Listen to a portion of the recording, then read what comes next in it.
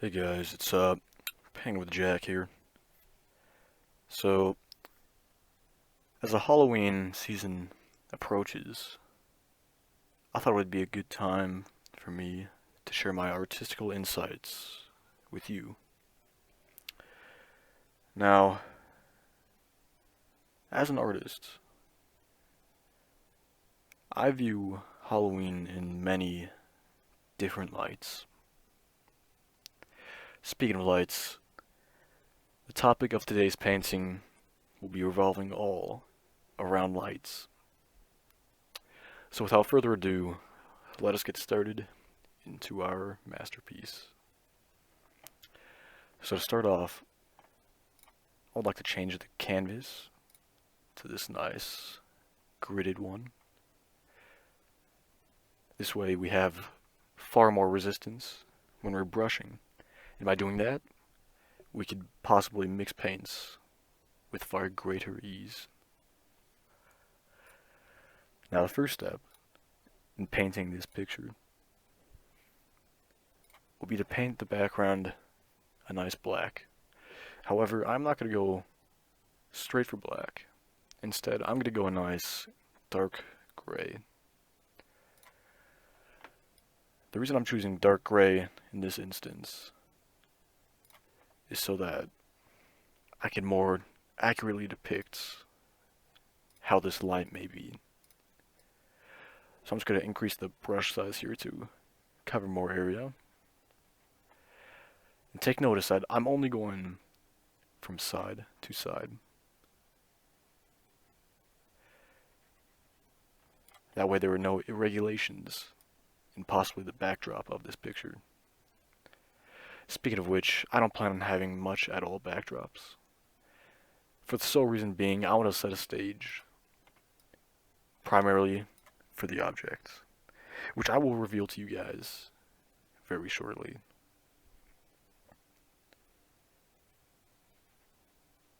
So we're gonna take our time filling this in, as we are in no rush whatsoever. Just like that.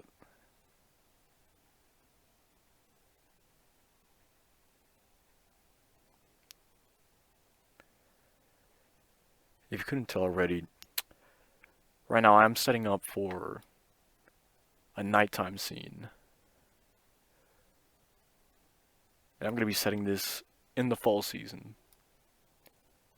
So what you see here may perfectly represent what you will see in this month. So we just gotta make sure to fill in every spot like such.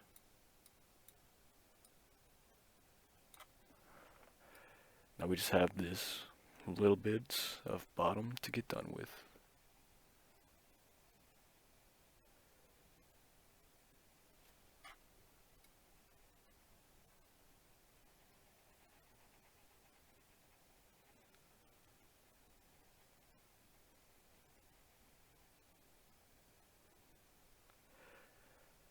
And just like that, we have finished painting the background of our image.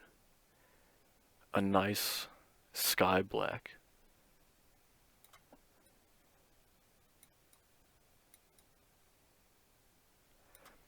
Alright, so the next step to painting this masterpiece, I would have first set the stage.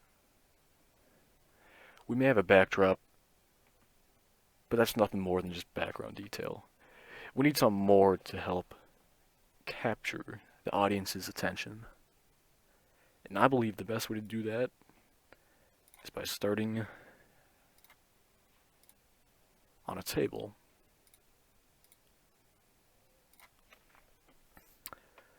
So this table is just going to go across the screen like such.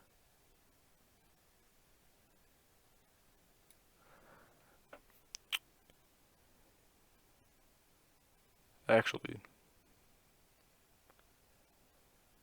I feel as if we could greater enhance this picture by changing the perspective and taking on more of a front-facing view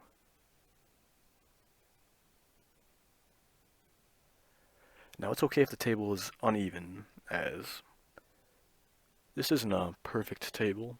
Instead, this is more of a far more rustic table. A table that's been worn down over time. But not a spooky table. Instead, it is almost a nostalgic table. One that holds nothing but memories. So in order to more fully create this table, we're just going to fill in the general area with this nice brown.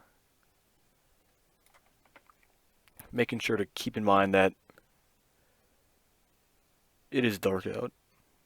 So the table will not be a nice bright brown, but instead a darker one.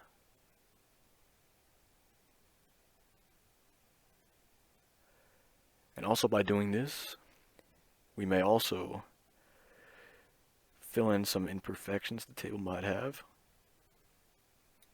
Just like that. That way the bumps on the table are not too extreme, but rather just right. Just like that.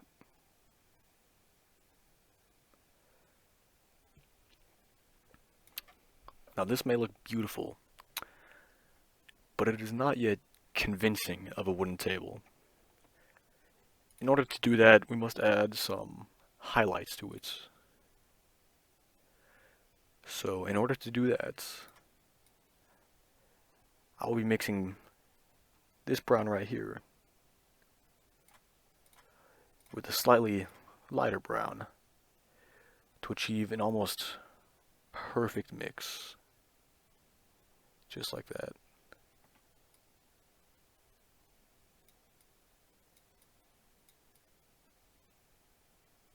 There we are. Now with this, we will just be drawing gentle streaks across the wooden table.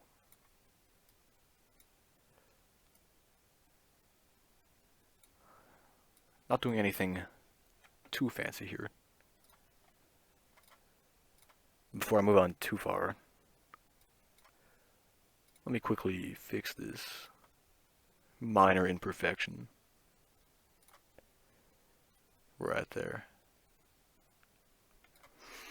Beautiful. Now we will be using this stick to better smear in these highlights, these colors. Just like that.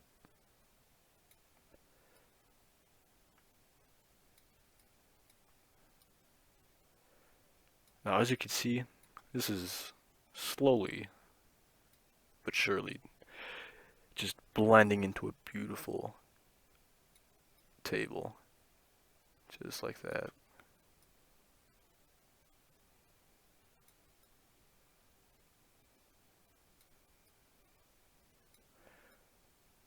Now some of these lines are a bit too subtle or too sharp. So what I will be doing is just going over them like such.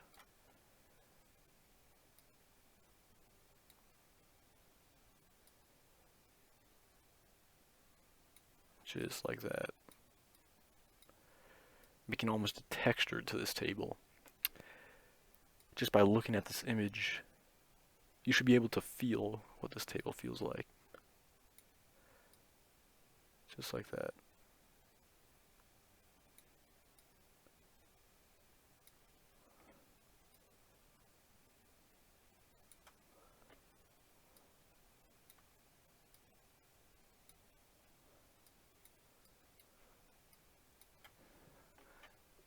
Perfect. Now that our stage is set, I would like to dry our canvas out real quick so we can begin on the next phase.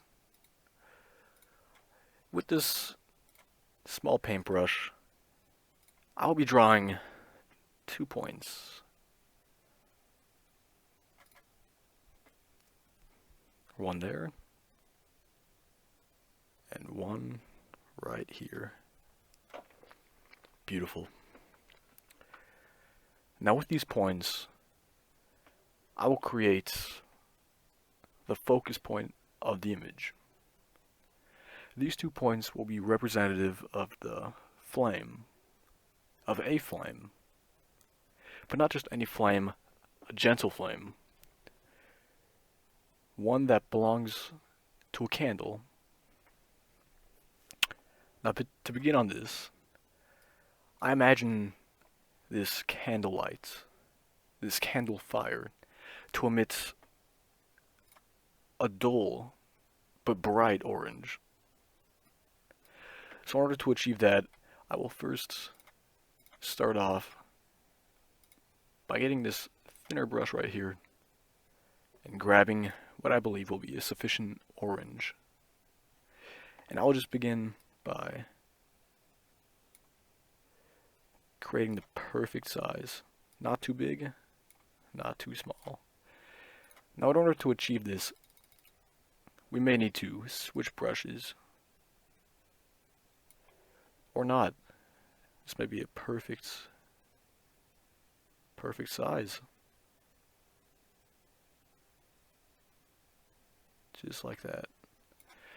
Notice how our fire is rather elongated.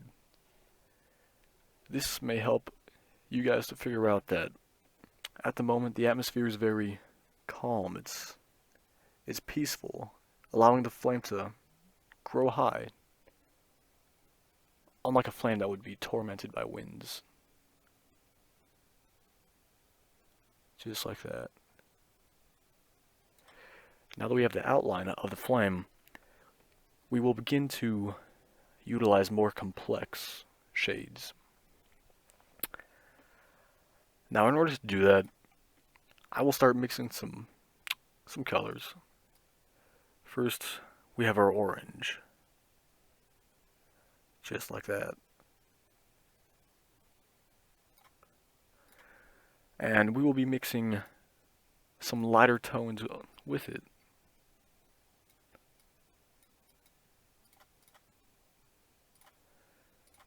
To achieve almost a perfect epicenter for the fire.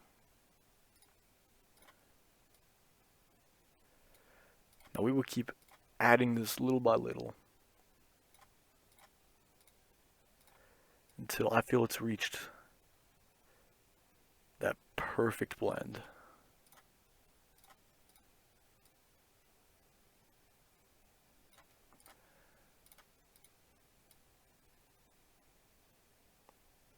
There it is. Now with this color, we will ever so gently and cautiously put it right in the middle.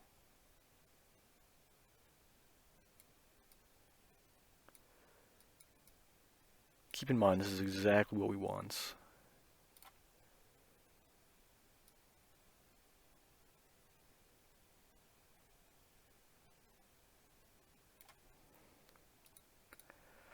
Now the tricky part is managing to perfectly blend the inner flame with the outer.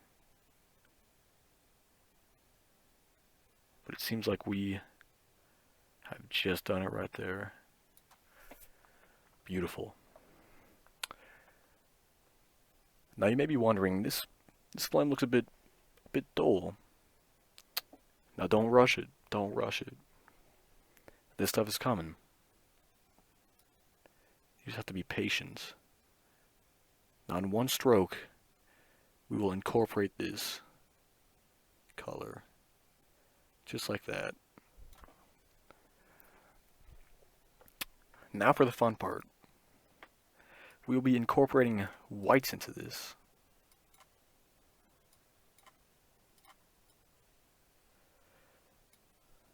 To represent almost the very bright part of the flame. The middle parts. The part that truly emits light.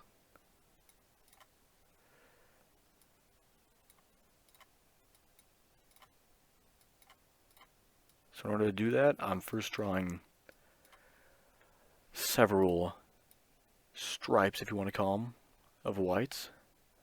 Once I've done that, once I feel like I've incorporated enough whites into this, I'll be mixing it with the orange to give it that almost flame color. Beautiful. But this is not enough. We want this to really shine. And in order to pull this off, we're going to have to add some yellows. Just like that. And then once again, rinse, wash, and repeat. We're going to be mixing the yellow, the white, and the orange to produce a beautiful color. We want to make sure not to miss out on any of the yellow, as the yellow will really help create a source of light for this. I'll add a few more strokes of yellow here and there, just like that. Then once again, I will mix all of this together.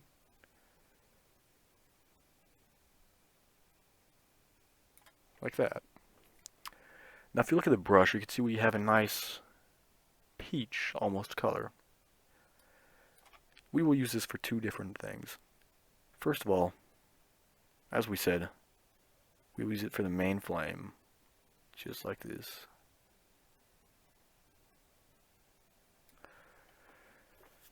As you can already tell, the colors incorporated into this are turning this simple blob of colors into a complex flame.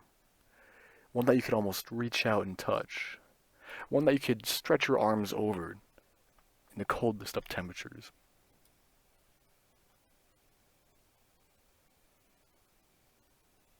Just like that.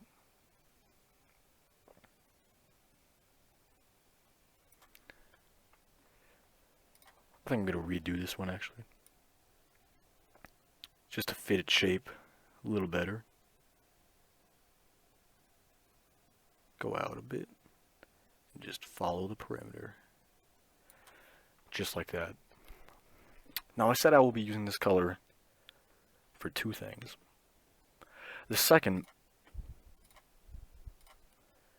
is to create the glow around the flame.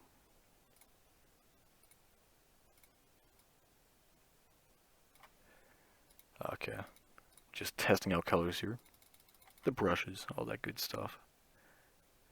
So, just as an example, we want to make an almost glow around this candle. But what is the best way to do that? You may be wondering. Let me show you. And before I do anything else, let me quickly blend these colors before I forget, to further perfect this. Just like that.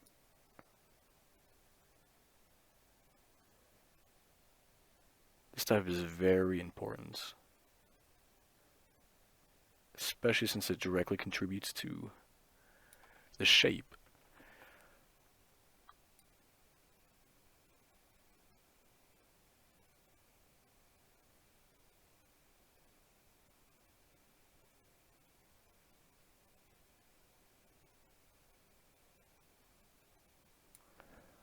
Just like that.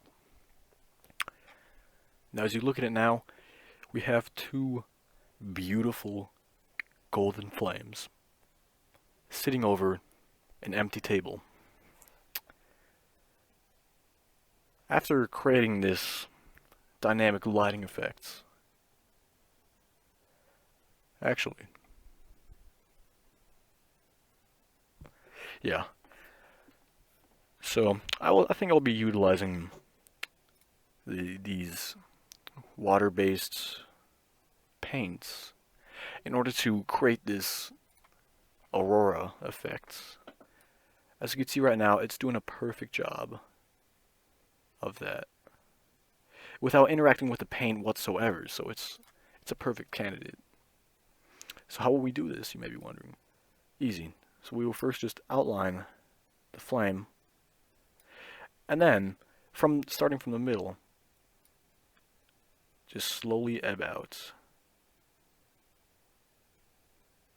like such. Of course, you want to make sure you do this ever so slowly. as any mistake may ruin your masterpiece. So I want to first get down these middle pieces where the flame is brightest, where the atmosphere just seems to grasp on to the flame's radiance. And then from there, I'll just add on like such.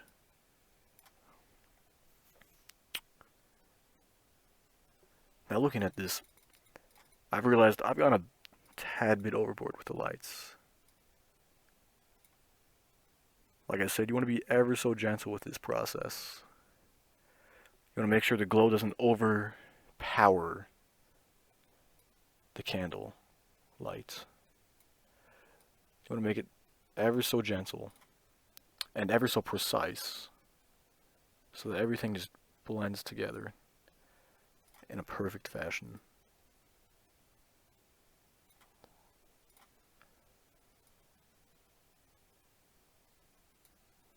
And if you do it too slow, that too ruins the effect.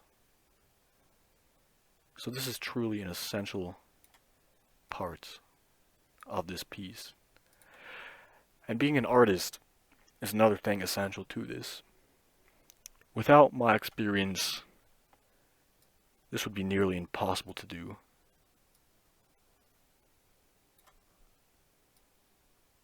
Just like that.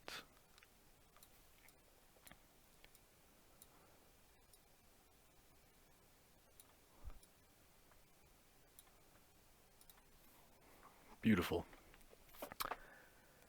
Now as you look at these two lights, you may be wondering that they have different aurora effects. That is okay. No two candles are alike, and the light they produce is always different. Remember that. So as we've finished these candles off, we will dry the picture and secure their position on this painting. Next comes a rather easy step, I'd say. We're going to start off with our small brush and grab ourselves a gray color. And with this gray color, we'll just add small lines below the flame in order to represent the wick. Looking at this now, a black might work. Yes, it does. Now why black, you may be wondering? A wick naturally is dark, and once you put it under flame, the burning of it will turn it completely black. And for that reason, I'm having this be darker than the ambience background we have. Now some artists may agree on me, or some artists may disagree, sorry, when it comes to the wicks, but this is my way of doing it. And I feel this is the best way to do this. Now after drawing these wicks, we have to decide on how we want our candles to look. Do we want them to be white? Do we want them to be affected by the candlelight a lot? Now, the way I thought I would best approach this is by choosing this deep orange color. The reasoning behind this is that candles under a red flame, aka the flames we have here, will emit an almost red hue towards the top of them. Now it's important to remember perspective again. Should we be above them, we'll draw a candle like that, right? But we're not. We are not. Instead, we're looking at this straight on. So we'll have an almost straight, gentle candle. Just like that. And as you see, I made a slight dip here, right where the wick is? If you look at a candle, if you observe it, you will naturally realize that candles do dip like this. It's interesting stuff. Now, after drawing about this much candle, we have to do something interesting, right? Let me just draw some little lines here and there, like such. And the first thing we will do is create for ourselves a brand new color. Normally, without this candlelight, these candles would be pitch black. But because there is a light, a gentle light, lighting them up, we are able to see them. However, because the light isn't all too powerful, we're only able to see the tips or so of these candles.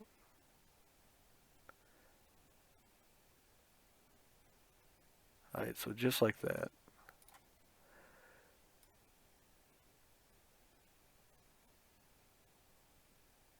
We want this paint to pick up on our strokes.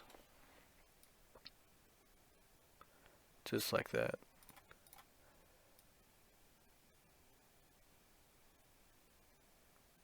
So it just fades into this lovely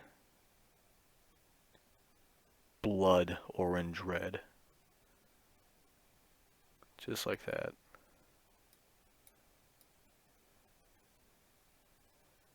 And we're going to do our best to level it off with the table. Like such. And right there we have one finished candle. And if you look at the light on this, you may be wondering, what is this little dip down here? That is a great observation, I would say. But you cannot ignore the whole picture, right? You cannot forget that we have two lights. And this light will be directly influencing the candle and how it is lit up. And that is the reason I made a slight dip. Now we will repeat the same process for this guy. Although I'm thinking of making him a slightly thinner candle.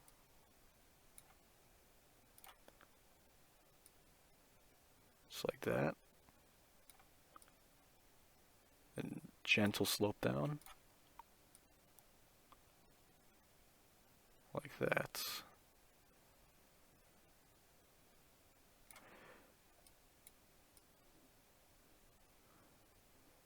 Now because this candle is so much lower than this one, candle 1, I'll call it, will be emitting far more light onto candle 2 than 2 is on 1.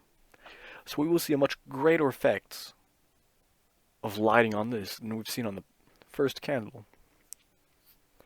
Now this is when things get rather tricky.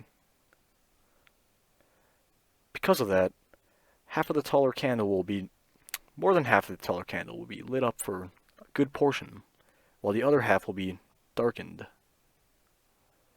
Just like such.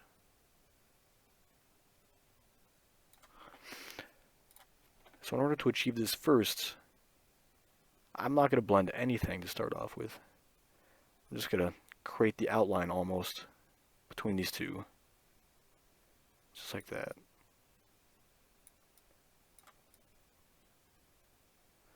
So you could evidently see, you could easily see what's being lit up and what is not. You are also getting a sense of depth in this as well. As you know, candles are circular, correct? Because of this, if these two are on the exact same plane, correct? The same line, let's say, the line being this table, then the light from this candle would extend all the way to the middle, not to this odd edge which I've drawn. So that gives hints to the idea that this candle is pushed back, away from us, creating this almost curvature on this candle. So we will further exemplify that right here. Just like that. Now I'm going to try to use this wax crayon, as I believe it is called, to blend in the border between these two.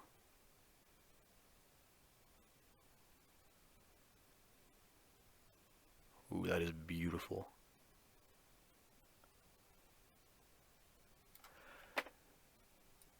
I want to see if I could also extend the reach of this to about up here-ish. Just like that. Make it a tad bit sharper to make it evident that this light up here is being affected by this candle at this point, from this point on.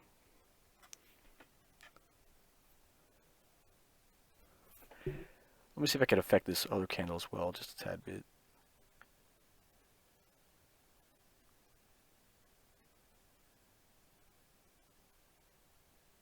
I can.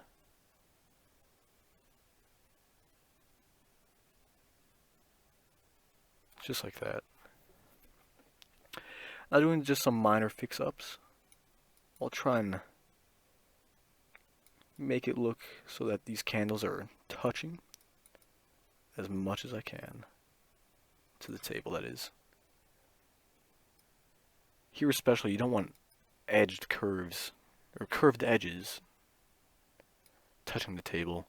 You want rather sharper edges, almost signifying that the candle goes on beyond the table. It's just that the table blocks our view.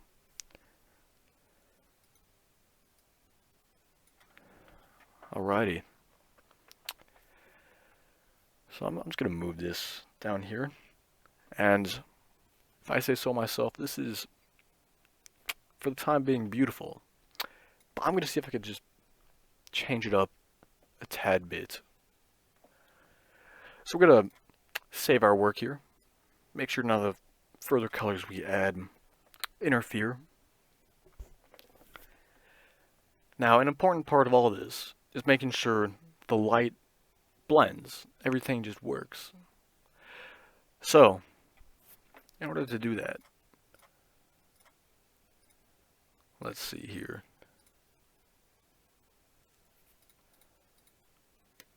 There it is. We'll need to grab the color of our table right here.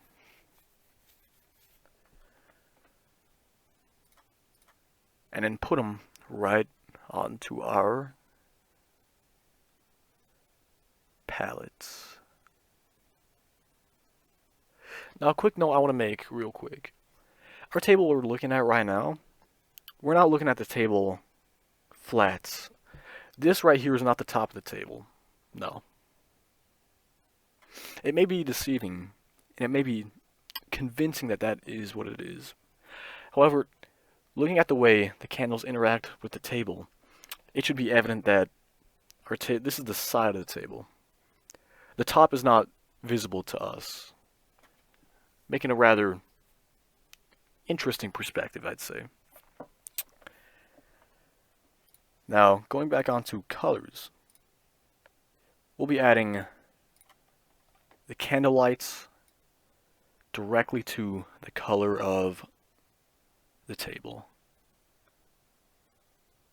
That way, as you can see, it's making a golden caramel almost brown. And that is beautiful. That is exactly what we're aiming for.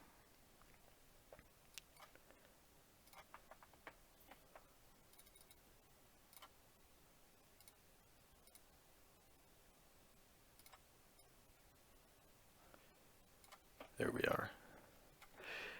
So now just almost circling the candle. We're just going to make the areas around the candle just slightly lit up. Now you may be wondering, if this is the side of the table, how's light getting there? Especially in the areas around the candles. Well, light has many interesting properties. Here, you may not see it all too well, right? The lights, given the height of the candle and the idea that the candle could be pushed away from us, we're only going to be seeing just a tiny bit of influence. Just like that. While here, since the candle's such high up and it's closer to us, we'll have a greater influence. Just like that.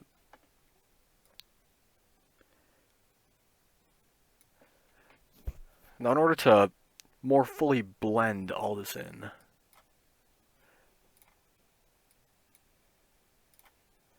I'll be putting this color near this guy like such.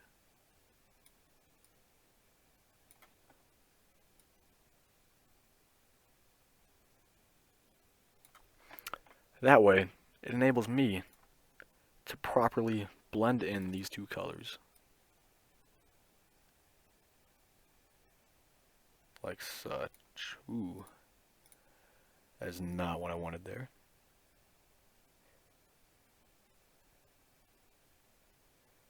There it is. You can almost see how well the colors are just blending at this point. And then here especially, we'll make the intent rather large, due to how large we made it on the other side. Now it's all relative.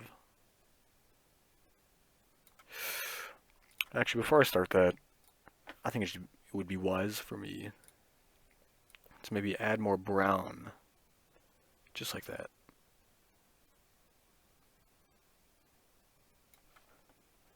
Perfect.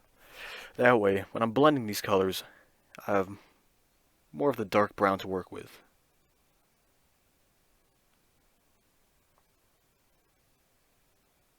There we are.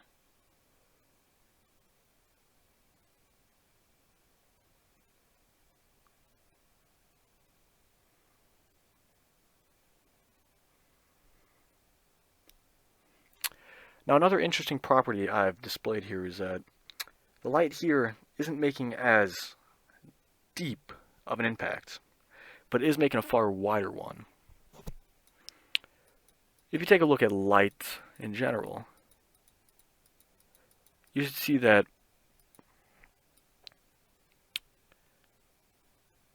as you point lights farther away,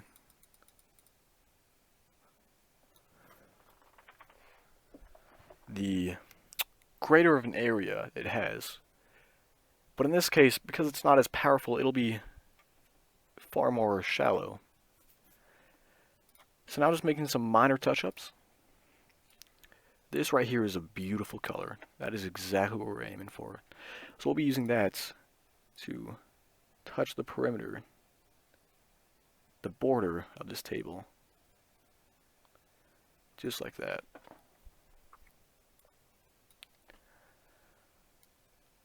Not that.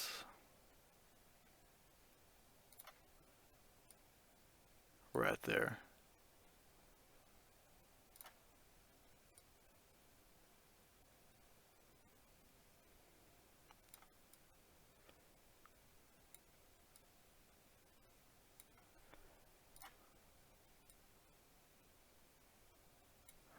Now that is beautiful. Now looking at this, I'm having second thoughts on what I initially drew here. I feel as if this should be painted the same color as the table.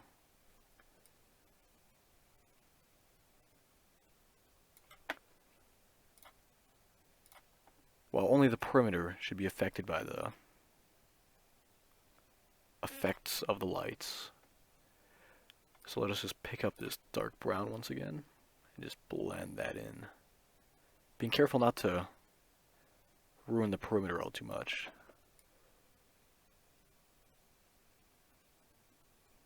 If we could get it as thin as we can, that would be lovely.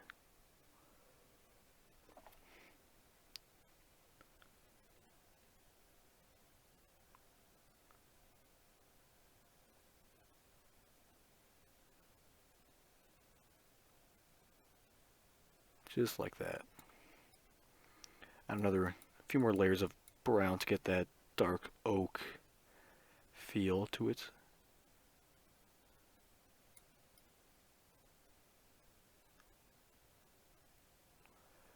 Beautiful.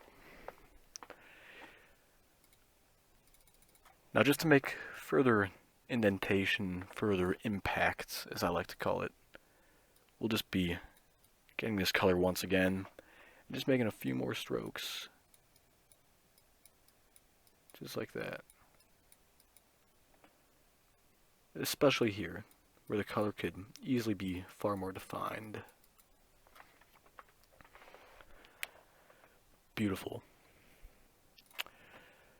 Now, looking at the time, here, let me move this guy out of the way. Just,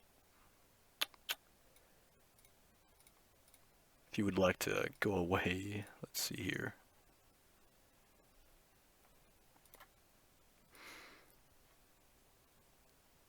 That works. Anyways, looking at the time, I would have loved to add something in the middle, as evident through the positioning of the candles. They are in the middle, instead they're on almost the outside of the picture. And that would have perfectly set up for something in the middle, but like I said, I don't want to make this all too long for you guys. However, if requested, I may create a continuation of this video in which I create something in the middle. Something fall based, or possibly something Halloween based. It just depends on the time of the year in which I make that video. Anyways, I think what we've made now is absolutely beautiful. Right? I'm almost at a loss of words to describe this. I'll just leave this picture here, and I'll let you guys decide on what it means. Anyways, thank you guys for watching this video, and have a good one.